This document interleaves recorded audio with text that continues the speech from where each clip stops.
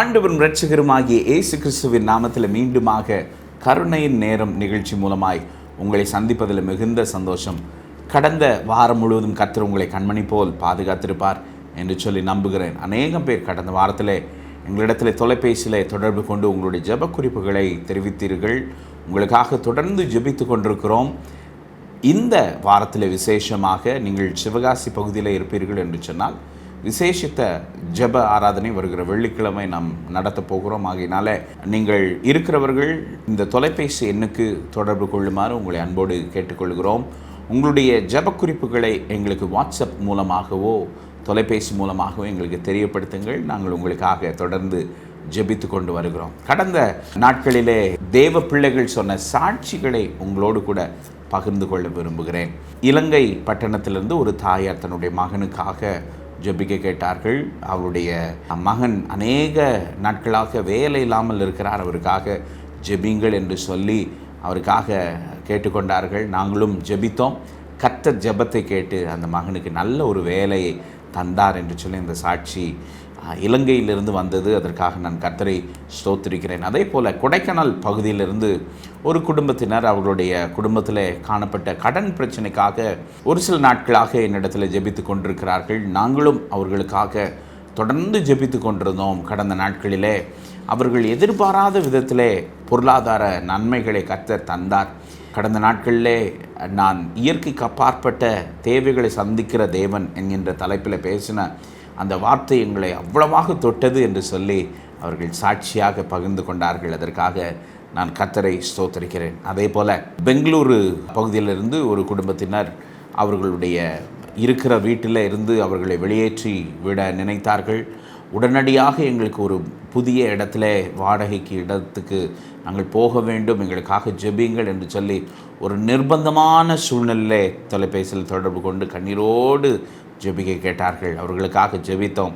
பாருங்கள், அந்த நாள் முடிவதற்குள்ளாக அவர்கள் நினைத்ததை காட்டிலும் மேன்மையான ஒரு இடத்தை வாடகைக்காக பெற்றுக்கொள்ள கர்த்தர் கிருபை தந்தார். இப்படி அநேக சாட்சிகளை நான் சொல்லிக்கொண்டு போக முடியும். ஆனாலும் நான் நம்புவது, யாரெல்லாம் விசுவாசத்தோடு தேவனை தேடுகிறார்களோ, இயேசு என்கின்ற நாமத்தை சொல்லுகிறார்களோ, அவர்களுக்கு ஒரு பெரிய ஆசீர்வாதம் நன்மையும் பெருகும் என்று சொல்லி நான் நம்புகிறேன். இன்றைக்கு தேவனுடைய வார்த்தைக்கு நேராக கடந்து செல்ல போகிறோம். நாம் நம்முடைய வாழ்க்கையில் நாம் விரும்புகிறோமோ விரும்பவில்லையோ, நாம் ஏதோ ஒரு காரியத்துக்காக ஆயத்தப்பட்டு கொண்டு இருக்கிறோம். படிக்கிற பிள்ளைகள் பரீட்சைக்காக ஆயத்தப்படுகிறார்கள். வேலை பார்க்கிறவர்கள் குடும்பத்தை வழிநடத்தும்படியாக எதிர்காலத்துக்காக ஆயத்தப்படுகிறார்கள். ஒரு சிலர் கடினமாக உழைத்து கொண்டிருக்கிறது, எப்படியாவது எனக்கு ஓய்வு கிடைக்கும், அந்த ஓய்வு நாட்களை நான் சந்தோஷமாக கழிப்பேன் என்று சொல்லி ஆயத்தமாகி கொண்டிருக்கிறார்கள். ஏதாவது ஒரு விதத்தில் நாம் ஆயத்தமாகி கொண்டிருக்கிறோம். ஒரு நண்பரிடத்தில் நான் கேட்டேன், நீங்கள் நன்றாக சம்பாதிக்கிறீர்கள், ஏன் செலவு செய்வதே இல்லை என்று சொல்லி நான் கேட்ட பொழுது அவர் சொன்னார், நான் எதற்காக நான் சம்பாதிக்கிறேன் என்று சொன்னால், எனக்கு ஏதாவது வியாதி வரும் என்று சொன்னால் அன்றைக்கு செலவழிப்பதற்கு எனக்கு பணம் வேண்டும், அதற்காக நான் சம்பாதிக்கிறேன் என்று சொல்லி சொன்னார். பாருங்கள், அவருடைய வாழ்க்கையிலே பலவீனம் வரும், அந்த நேரத்தில் செலவழிக்க வேண்டும் என்பதற்காக அவர் பணத்தை சம்பாதிக்கிறேன் என்று சொல்லுகிறது எவ்வளோ வேதனைக்குரிய ஒரு காரியம். நம்முடைய கையின் பிரயாசத்தை நாம் சாப்பிட வேண்டும், இருக்கட்டும். ஆனாலும் நாம் ஆயத்தப்படுகிறோம் ஏதோ ஒன்றுக்காக. ஒரு சிலர் பரலோகத்துக்காக ஆயத்தப்பட்டு கொண்டிருக்கிறார்கள். இன்றைக்கு நான் ஒரு 4 காரியத்தை உங்களிடத்தில் பேச போகிறேன். நாம் செய்ய வேண்டிய ஆயத்தம், கர்த்தர் நமக்காக செய்கிற ஆயத்தம் என்று சொல்லி. இன்றைக்கு நீங்கள் ஆயத்தப்பட்டு கொண்டிருக்கிறீர்கள். கர்த்தர் இந்த காரியங்களுக்காக ஆயத்தப்பட சொல்லுகிறார். முதலாவதாக எதற்காக நீங்கள் ஆயத்தப்பட வேண்டும் என்று சொன்னால், எழுப்புதலுக்காக ஆயத்தப்பட வேண்டும். வேதத்திலே ஒரு வசனத்தை நான் காண்பிக்க விரும்புகிறேன். யோவான் 21ஆம் அதிகாரம் 17ஆம் வசனத்திலே 3ஆம் தரம் அவர் அவனை நோக்கி, யோனாவின் குமாரனாகிய சீமோனே, நீ என்னை நேசிக்கிறாயா என்றார். என்னை நேசிக்கிறாயா என்று அவர் 3ஆம் தரம் தன்னை கேட்டபடினாலே பேதுரு துக்கப்பட்டு, ஆண்டவரே, நீர் எல்லாவற்றையும் அறிந்திருக்கிறீர், நான் உம்மை நேசிக்கிறேன் என்பதையும் நீர் அறிவீர் என்றான். இயேசு, என் ஆடுகளை மேய்ப்பாயாக என்றார். பிரியமானவர்களே, ஆண்டவராகிய இயேசு இந்த சீஷர்களோடு ஊழியம் செய்து கொண்டிருந்தார் என்பது எல்லாருக்கும் தெரிந்த ஒரு காரியம். அந்த காலகட்டத்திலே இந்த இயேசுவோடு சுற்றித் திரிந்த பேதுரு, அவருடைய வாழ்க்கையில் ஒரு பெரிய வல்லமையோ அவர் மூலமாக பெரிய அற்புதமோ நடந்ததாக நாம் அநேக இடங்களில் பார்க்கவில்லை. ஒரு இடத்துல நடந்தது. எங்கே என்று சொன்னால், இயேசு தண்ணீரில் நடக்கிறார் என்றதை பார்த்த உடனே நானும் நடக்க வேண்டும் என்று சொல்லி. மாறாக மற்றபடி ஒரு பெரிய அற்புதங்களை அவர் செய்ததாக நாம் பார்க்க முடியவில்லை, இயேசு ஜீவனோடு இருந்த வரைக்கும்.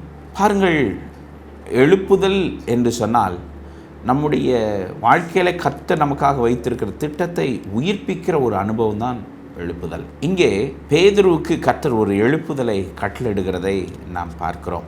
அவருடைய வாழ்க்கையில் ஒரு பெரிய மாறுதல் ஏற்படுகிறது. என்ன மாறுதல் என்று சொன்னால், அவர் மூலமாக செய்ய போகிற காரியம்.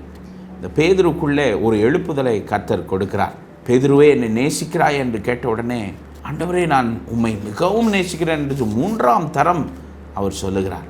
முதல் தடவை சொல்லும் பொழுது நீங்கள் யோசித்து பாருங்கள், நம்முடைய பிள்ளைகளுக்கே ஒரு வார்த்தையை நாம் சொல்லுகிறோம் என்று சொன்னால், முதல் தடவை சொல்லும் பொழுது அந்த பிள்ளைகள் கவனிக்காது. 2ஆம் தடம் சொல்லுவோம், 3ஆம் தடம் சொல்லும் பொழுது ரொம்ப அழுத்தமாக சொல்லுவோம். 3ஆம் தரம் சொல்லும் பொழுது நான் சொல்லுகிறதை செய்வேன் என்கின்றது போல ஒரு அதிகார துணியோடு நாம் சொல்லுவோம். அதே போல தான் இயேசு, என்னை நேசிக்கிறாய் என்று சொல்லி கேட்கிறார். எதற்காக நேசிக்கிறாய் என்று சொல்லி கேட்டால், என் ஆடுகளை மேய்ப்பாயாக என்பதற்காக. பிரியமானவர்களே, மீன் பிடித்து கொண்டிருந்த பேதுருவை ஆடுகளை மேய்ப்பனாக மாற கர்த்தர் அழைத்தார். எழுப்புதலின் பாதையில் அவரை பயன்படுத்த விரும்பினார். இப்பொழுதும் உங்களுடைய வாழ்க்கையில் ஒரு சில வைராக்கியங்களை விட்டு நீங்கள் உங்களுடைய சூழ்நிலை நிமித்தம், வாழ்க்கை நிமித்தம் சோர்ந்து போயிருக்கிறதை கர்த்தர் அறிந்திருக்கிறார். நான் சிறு வயதிலே ஊழியம் செய்ய வேண்டும் என்று நினைத்தேன், சிறு வயதில் ஆண்டவருக்காக எழும்ப வேண்டும் என்று சொல்லி நினைத்தேன், ஆனால் என்னுடைய வாழ்க்கை எல்லாமே இப்படி ஆகிவிட்டது என்று சொல்லி நீங்கள் நினைக்கலாம். ஆனால் கர்த்தர் இன்றைக்கு உங்களுடைய இருதயத்தில் இருக்கிற வாஞ்சைகளை, ஊழியத்தின் மேல் இருக்கிற வாஞ்சையை எழுப்புதலாக மாற்ற விரும்புகிறார். உங்களை ஆயத்தம் பண்ணுகிறார். நீங்கள் இந்த வார்த்தையை கேட்டுக்கொண்டிருப்பீர்கள் என்று சொன்னால், ஏதோ எதேச்சையாக கர்த்தர் கேட்க வைக்கவில்லை. கர்த்தர் ஒரு பெரிய திட்டத்தை வைத்து இந்த வார்த்தைகளை கேட்க பண்ணுகிறார். உங்களுடைய ஆத்துமாவிலே ஒரு எழுப்புதல் வேண்டும். உங்களுடைய வாழ்க்கையில் ஒரு எழுப்புதல் வேண்டும். ஒரு வாலிப பையன் இப்படியாக என்னிடத்தில் சொன்னான், எனக்கு வாழவே பிடிக்கலை பாஸ்டர், நான் செத்து போய் விடலாம் என்று சொல்லி நான் நினைக்கிறேன் என்று சொன்ன உடனே நான் சொன்னேன், சரியப்பா, நீ செத்து போகணுன்னு திட்டம் போட்டுட்ட, அதனால் உனக்கு நீ செத்து போயிட்டேன்னு நினச்சிக்கோ. ஆனால் ஆண்டவருக்கு நீ தேவை, உன்னுடைய சரீரம் தேவை. உன்னுடைய ஒரு 17 வயது ஆயிருக்குன்னா 17 வருடம் உன்னுடைய தாயும் தகப்பனும் உன்னை உருவாக்கி இருக்கிறார்கள். அந்த சரீரம், அந்த ஆத்மா தேவை. உன்னுடைய வாழ்க்கைக்கு நீ மறிச்சிட்டேன்னு நினச்சிக்கோ. உன்னுடைய வாழ்க்கையை கர்த்தர் எழுப்ப வல்ல தேவனாக இருக்கிறார். அவனுக்கு ஒன்றுமே புரியலை, என்ன பாஸ்டர் சொல்லுகிறார் என்று சொல்லி. அநேக நேரத்தில் நாம் நினைக்கிறோம், என்னுடைய வாழ்க்கை எல்லாம் போய்விட்டது. இன்றைக்கு உங்களுடைய வாழ்க்கையில் புது விதமான எழுப்புதலை கர்த்தர் தர அவர் வல்ல தேவனாக இருக்கிறார். ஒரு சில காரியங்களை குறித்து நாம் கவலைப்பட்டு பட்டு பட்டு அதுவே நம்முடைய வாழ்க்கையை சோர்வடைய பண்ணுகிறது. கர்த்தர் இன்றைக்கு சொல்லுகிறார், உன்னுடைய வாழ்க்கையில் எழுப்புதலின் ஆயத்தத்தை உனக்கு நான் தருகிறேன், ஒரு பெரிய காரியங்களை செய்வேன் என்று சொல்லி கர்த்தர் வாக்கு பண்ணுகிறார். 2வது எதற்காக ஆயத்தம் பண்ணுகிறார் என்று சொன்னால், கட்டி எழுப்புவதற்காக. வேதத்தில் நாம் ஒரு பகுதியை பார்க்க போகிறோம். நீதிமொழிகள் 24:27 சொல்லப்பட்டிருக்கிறது, வெளியில் உன் வேலைகளை எத்தனைப்படுத்தி வயலில் அதை ஒழுங்காக்கி பின்பு உன் வீட்டை கட்டு. பிரியமானவர்களே, நாம் ஒரு காரியத்தை கட்டும் பொழுது, கட்ட வேண்டும் என்று சொல்லி நினைக்கும் பொழுது, அநேக பேர் நினைக்கிறார்கள், எடுத்த உடனே நான் கட்டி முடித்து விட போகிறேன். ஆனால் கட்டுவதற்கு என்று சொல்லி ஒரு சில காரியங்கள் இருக்கிறது. ஒரு வீட்டை கட்ட வேண்டும் என்று சொன்னால், ஒரு வெறுமையாக இருக்கிற ஒரு இடத்தை பார்த்து அந்த இடத்துல நான் என்ன செய்ய போகிறேன் என்கின்றதை எத்தனைப்படுத்தணும் அப்படின்னு சொன்னால் ஆயத்தப்படுத்த வேண்டும். இன்றைக்கு அநேகம் பேர் தங்களுடைய வாழ்க்கையில் ஆயத்தப்படுகிறதை விரும்புகிறதில்லை. எனக்கு உடனடியாக இந்த காரியம் செய்ய வேண்டும். ஒரு சிலர் ஆகையினால தான் கெட்டி விற்கப்படுகிற வீடுகளை வாங்குகிறார்கள். அதில் உள்ள பெரிய பிரச்சனை என்னவென்று சொன்னால், அந்த கட்டடத்தில் என்ன செய்திருக்கிறார்கள், எந்த விதமான செங்கலோ மணலோ என்ன போட்டிருக்கிறார்கள் என்று சொல்லி தெரியாமல் இருக்கும். அப்படிப்பட்ட சூழ்நிலை நீங்கள் யோசித்து பாருங்கள். அவர்கள் கட்டினாலும் அதில் ஒரு பெரிய நன்மை பார்க்க முடியாது. எதற்காக சொல்லுகிறேன் என்று சொன்னால், நாம் ஆயத்தப்பட வேண்டும். நம்முடைய வாழ்க்கை கட்டுவதற்கு கர்த்தர் நம்மை உருவாக்க வேண்டும் என்று நினைக்கிறார். அப்போ நம்முடைய ஆவி, ஆத்துமா, சரீரம் ஒவ்வொன்றையும் கட்டி எழுப்ப வேண்டும். ஒருவேளை சரீரத்தில் சோர்வு இருக்கிறதா? எது நிமித்தம் இந்த சோர்வு வருகிறது? இதை நான் கட்டி எழுப்ப வேண்டும். ஆத்துமாவில் அடிக்கடி சோர்வு வருகிறது, நான் இதை எப்படி மேற்கொள்ள வேண்டும்? வசனத்தினால, வார்த்தையினால். ஆவியில் எனக்குள்ளே ஒரு சோர்வு வருகிறது, நான் எது நிமித்தம் பலப்பட வேண்டும் என்று சொன்னால் ஜெபத்தின் மூலமாக. அப்படி நம்முடைய வாழ்க்கையை கட்டுவதற்கு நாம் சரியான இடத்தை தேட வேண்டும்.